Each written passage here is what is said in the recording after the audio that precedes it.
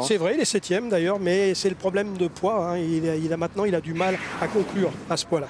Allez, on va bientôt partir. On est même parti, José. On est même parti. Tout le monde est bien parti. Au centre de l'écran, on voit une casaque jaune, c'est la Madalena. Et le long de la corde, on voit Quirinus qui a pris un bon départ. Et à l'extérieur, eh bien, nous avons un cheval qui fait un très très bon effort. Pour l'instant, c'est Sacré d'Elmire. Et comme d'habitude, sur ces parcours de 2000 mètres ligne droite, on va au petit canter. Tout le monde se regarde. Et oui, parce qu'on ne veut pas aller trop vite. Alors c'est Midben, un vieil habitué. Hein. Il a 8 ans, Midben, il connaît la musique. C'est le cheval gris qui est venu prendre tête et corde. Et puis on aperçoit une casaque vert clair. C'est celle de Val d'Orne, le numéro 4. À l'extérieur, l'As Argoun River, monté de manière beaucoup plus offensive qu'en dernier lieu. Mais je pense que son jockey a raison parce que pour l'instant, on va au petit canter. Voilà, pour l'instant, Argoun River qui est en tête, un cheval au centre avec une casaque bleue et des damiers le long de la corde. Nous avons Quirinus, une casaque blanche. À l'extérieur, Bac d'Ariol, c'est une casaque bleu, blanc, bleu, jaune et rouge. Et derrière, eh bien, nous avons la casaque rouge de Seawind. Et en queue de peloton, pour l'instant, nous avons Sea Fire Salt. Je cherche Christophe Soumillon en selle sur le favori Blackrock. C'est une casaque verte avec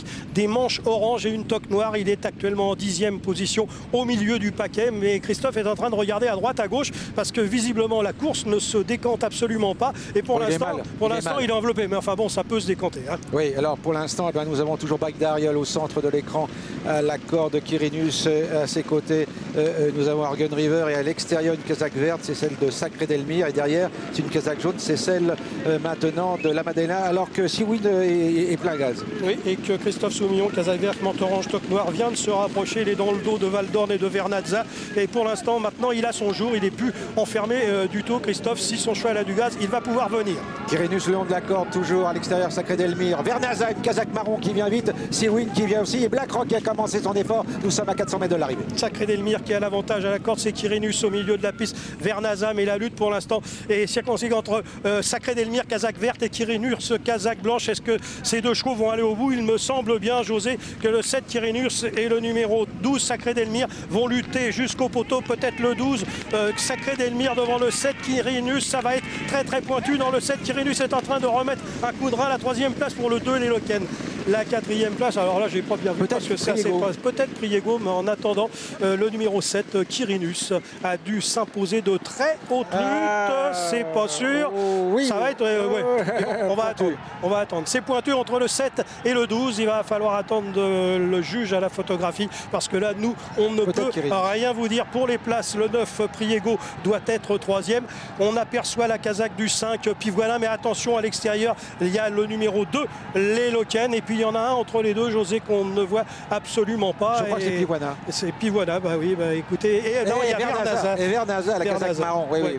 Vernazza est devant Pivoine. Voilà, il ne faut pas nous en vouloir hein, de la façon dont les chevaux passent le poteau. Ils sont très près les uns des autres et il nous est très difficile de vous donner un ordre de préférence. En tout cas, c'est très pointu pour la victoire entre le numéro 7 Quirinus et le numéro 12 Sacré d'Elmire. Alors une fois de plus, José, sur ces parcours rectilignes des 2000 mètres de Maison Lafitte, on a une course au canter, et lorsque la course va au canter, ce sont les premiers qui démarrent qui ont raison. Or Sacré d'Elmire et Quirinus se sont retrouvés rapidement aux avant-postes, et puis à 400 mètres de l'arrivée, on va le voir, ils vont démarrer tous les deux, et les chevaux qui ont attendu ne pouvaient absolument pas refaire de terrain, tout simplement parce que ces deux chevaux qui n'avaient pas été vite ne s'étaient pas usés en début de parcours et avaient gardé toutes leurs réserves pour les 400 derniers mètres. Là on revoit donc Quirinus qui est au commandement, la casaque blanche, et puis on va chercher Sacré d'Elmire. Eh bien il est complètement à gauche de votre écran, c'est une casaque vert foncé avec des coutures jaunes. Sacré d'Elmire avait été monté un peu plus en retrait que Quirinus, mais il va se rapprocher assez tôt parce que son jockey,